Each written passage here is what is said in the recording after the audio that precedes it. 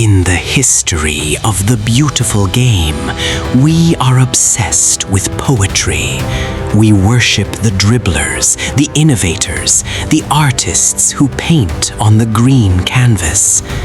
But in the summer of 2004, one team dared to ask a forbidden question.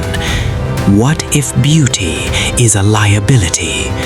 What if the most effective way to win isn't to play better, but to stop the opponent from playing at all? This is the story of a tactical heist. Cast your mind back to 2004. Football was at the peak of its Galactico era. It was a time of individual brilliance. Zinedine Zidane was a ballet dancer in cleats. Thierry Henry was rewriting the laws of physics. A young Cristiano Ronaldo was stepping onto the world stage. The prevailing tactical wisdom was fluid, attacking football. Defense was merely an intermission between attacks. And then there was Greece. A team that hadn't won a single game in a major tournament prior to this. Their odds of winning Euro 2004 were 100-1. They were composed of journeymen, bench players from mid-table European clubs, and veterans who were supposed to be past their prime. Nobody, and I mean nobody, looked at this squad and saw champions. But Greece had one asset that didn't show up on the stat sheet. Otto Rehhagel, a German manager known as King Otto, a man who didn't care for modern trends. Rehhagel was a pragmatist from a bygone era. While the world was moving towards zonal marking and fluid formations, Rehhagel looked at his limited squad and decided to resurrect a dinosaur. He brought back the libero, a position that was considered extinct in high-level football by the late 90s. The sweeper, a spare man behind the defense whose only job was to clean up the mess. It was archaic. It was considered suicide against fast modern strikers. Pundits laughed. They called it negative. They called it anti-football. Key to this system was Traianos Dellas, the Colossus of Rhodes in human form. Rehhagel didn't ask him to carry the ball forward.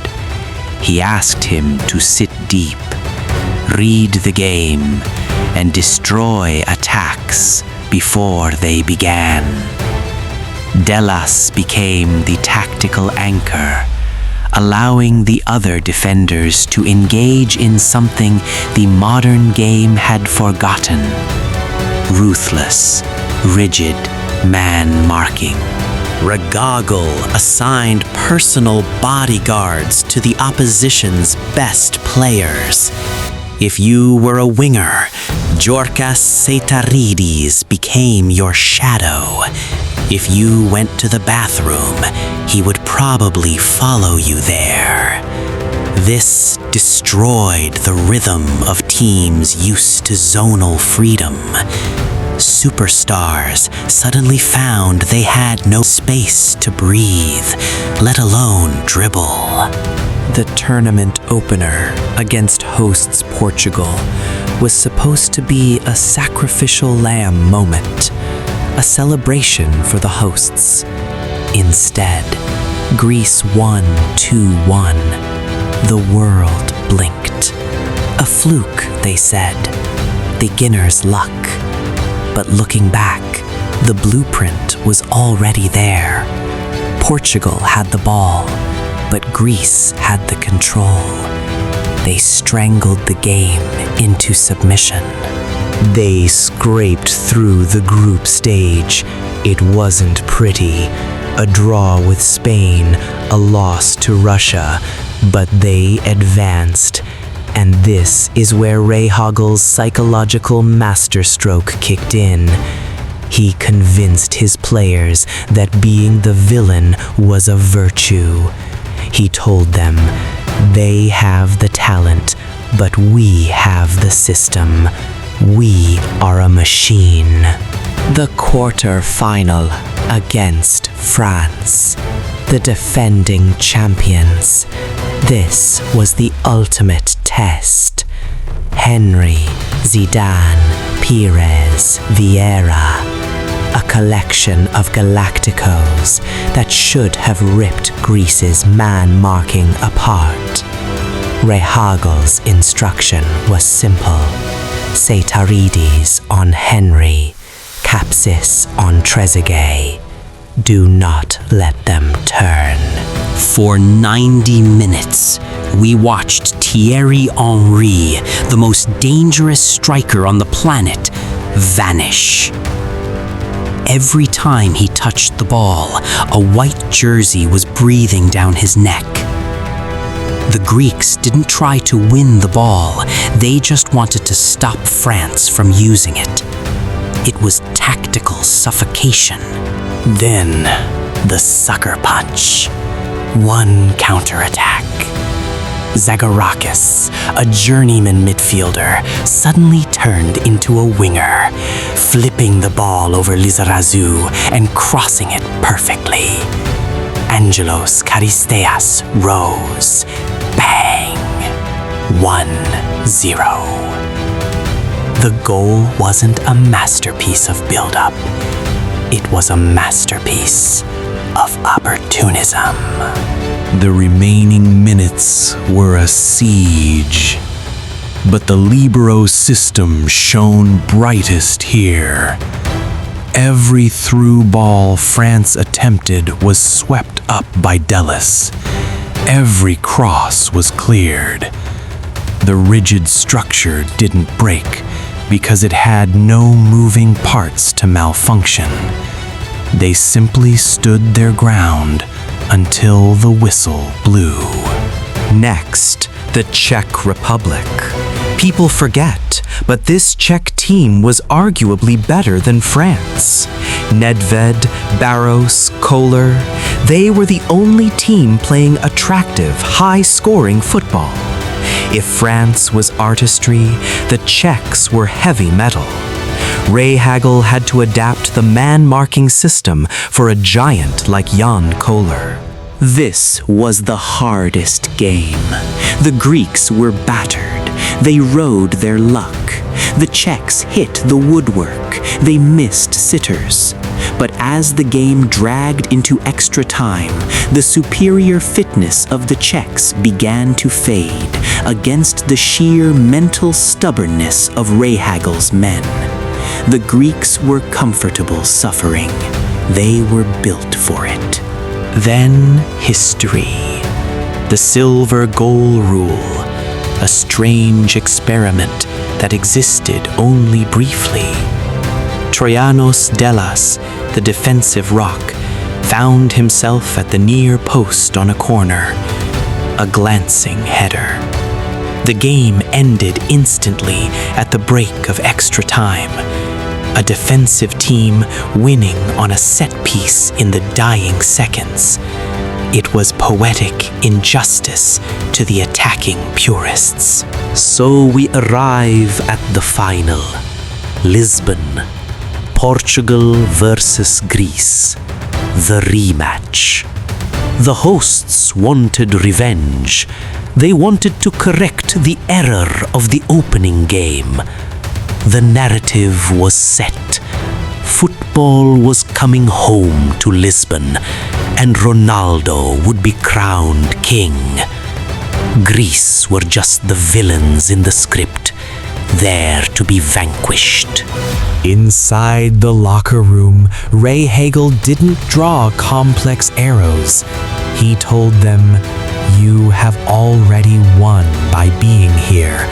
But if you want to be immortal, you must do it one last time. The pressure was entirely on Portugal. Rehhagel knew that fear cripples creativity, and Portugal was terrified of losing to the ugly Greeks again. The tactic was identical to the France game, but dialed up to 11. Seitaridis on Ronaldo, Fissas on Figo. Every time a Portuguese player looked up, he saw a wall of white shirts. The Greeks played with a synchronized discipline that was almost robotic. They slowed the tempo down to a crawl. They made the game boring. And that was the point.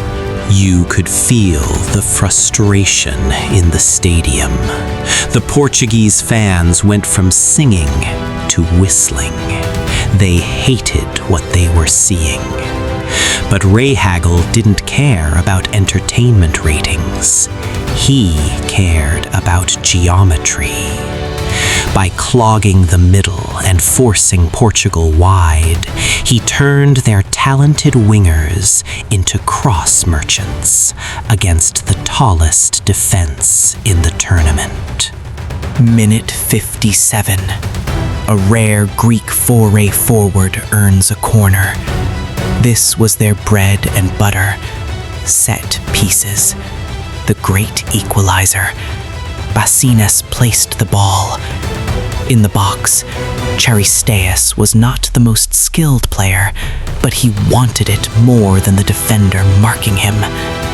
The delivery was high, floating, inviting.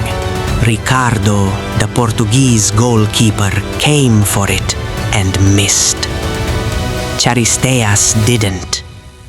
He bullied his marker, met the ball, and planted a header into the empty net. 1-0. Silence fell over Lisbon. It was the same goal, the same scorer, the same method as the quarterfinal.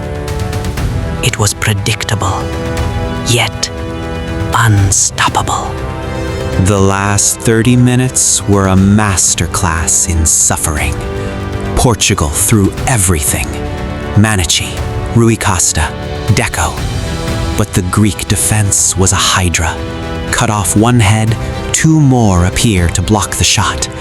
They celebrated clearances like goals. They wasted time with the precision of a Swiss watch. Even the bizarre worked in their favor. A pitch invader disrupted the game, breaking Portugal's momentum just as they were building steam. The gods of football, usually lovers of the beautiful game, seemed to have switched allegiance to the pragmatists. Destiny was wearing blue and white. The final whistle, the image etched in history forever. A young Cristiano Ronaldo in tears. The future king of football, humbled by a tactic from the 1980s. The Galacticos had fallen. The team with no stars had eclipsed them all. As Zagorakis lifted the trophy, the football world was in shock. It wasn't just an upset. It was a revolution of the forgotten. Greece didn't win by copying the giants. They won by exploiting the giants' arrogance. They proved that a cohesive unit with a rigid plan is stronger than 11 individuals with freedom. Look at the stats. In the knockout stages, quarterfinal, semi-final, final, Greece won every game 1-0. They didn't concede a single goal against the best attacks in Europe. That is not luck. That is defensive perfection. It was the ultimate vindication of Rehhagel's philosophy. Critics called it the death of football. They said it set the game back 20 years. But was it ugly? Or was it beautiful in its own brutalist way? There is a beauty in execution, in discipline, in 11 men moving as one organism to dismantle a superior force. We never saw a team win a major tournament quite like that again. The rules changed, tactics evolved, and the high press took over. The strict man-marking libero system died with Greece's victory. It was the last stand of the old school, a tactical antique that worked one last time before being put in the museum. Otto Rehhagel and his Greek heroes proved that in a game obsessed with flair, the most dangerous weapon is discipline. They destroyed modern football for one summer, not with magic, but with a plan. And sometimes the plan is all you need. For 20 minutes of history, ugly was the most beautiful thing in the world.